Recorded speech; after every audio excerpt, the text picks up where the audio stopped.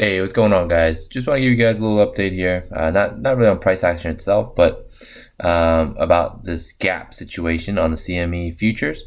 It was brought to my attention by Jordan on Conquering Trading and Investing. You can go follow him on YouTube there.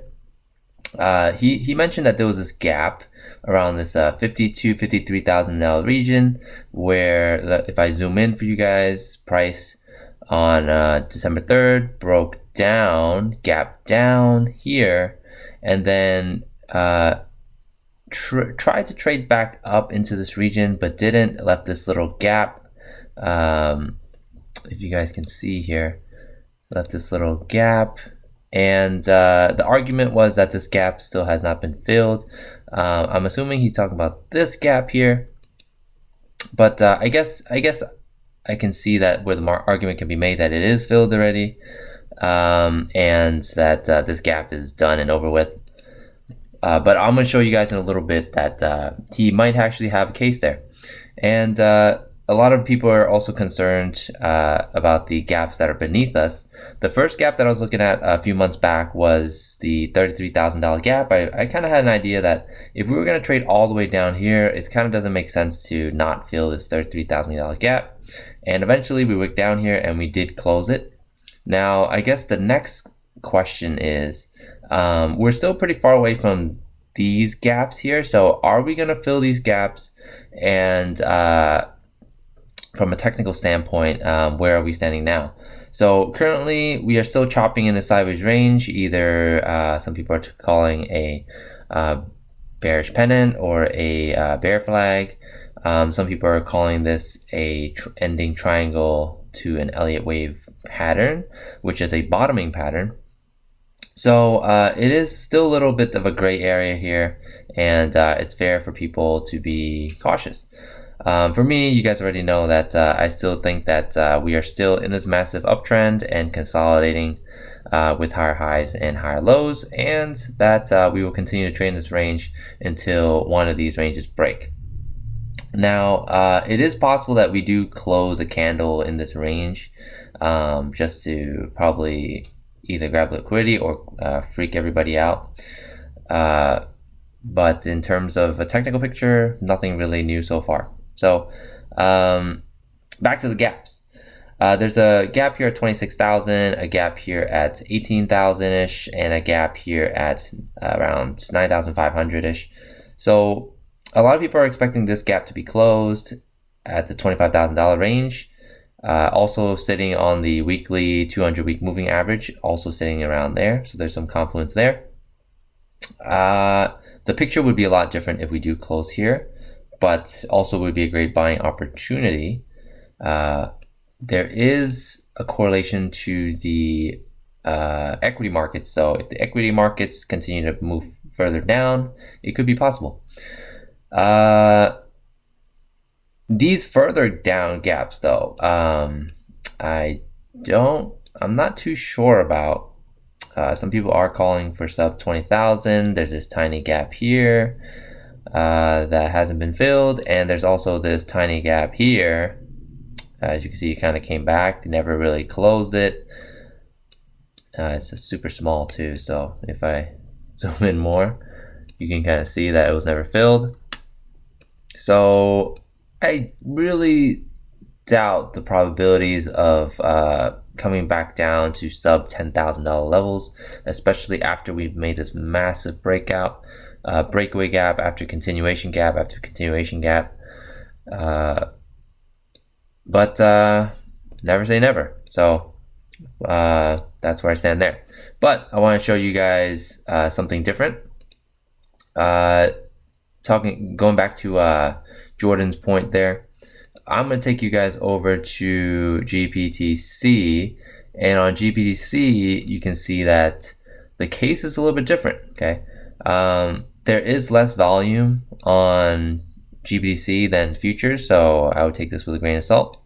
There is a similar gap below us. I would consider this kind of like the $33,000 range gap. Still has not filled on GBTC, but it came pretty close, and if it comes that close, usually I would say it's almost filled, but it might not fill ever. So there are two gaps above us though. One's at $38 and one is at $50. So most of the gaps here have been filled.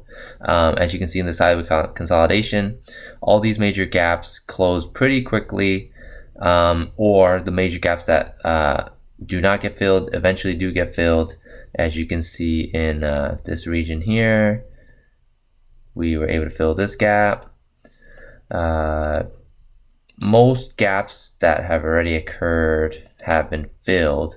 So the only two remaining that I can see are here and here to the upside, which is very interesting. This one also is in the same region as Jordan's gap theory. So it lines up. This is actually, I would say, a more legitimate gap. So that would prove his point. Another interesting thing to look at, we're going to go over to some more major equity stocks. We're going to start with Amazon first. With Amazon, if you kind of zoom out here a little bit, let's go over to a log chart because Amazon has a lot of price action.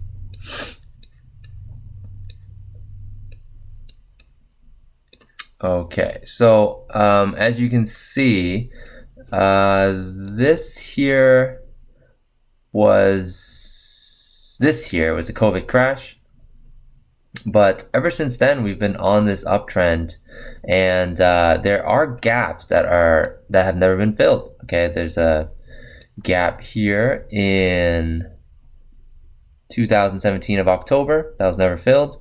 There was a gap here April of 2016. There was a gap here of February in January of 2015, and there's a gap here in June of 2012. So as you can see, that some of these gaps may not always fill, and this has been how many years? 10 years in the making of gaps that have never been filled. So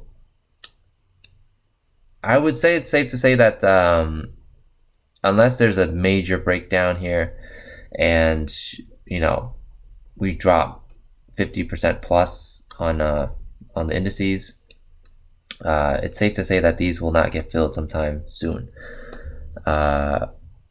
Let's go to another one. We're going to go over to Google just to look at some of the FANG stocks.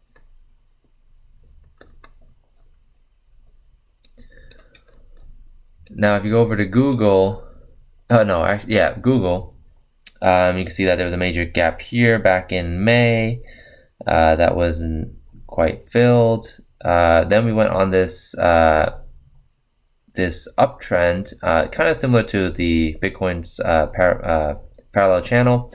This was COVID crash here, just dipped slightly outside the channel, but since then has resumed in and then back above that channel. So currently sitting in this region, and similar to Bitcoin, there's two gaps. So one gap here at around 1600 and one gap here around 2000, 1900 kind of range. So unless technically we break back within this channel, the chances of this we would have to even break down from this parallel channel to fill this gap, and we would have to have a major crash to fill this gap. So is it possible we fill these gaps in the future? Yes, but is it probable that we'll fill these gaps in the near term? Most likely not. Still holding supports. If anything, I'm leaning towards a bounce soon in the equity markets as well as Bitcoin. So if you want to get an update on what I see in the markets, make sure you guys follow me on my new YouTube channel here. And I'll see you guys on Twitter. See you guys later.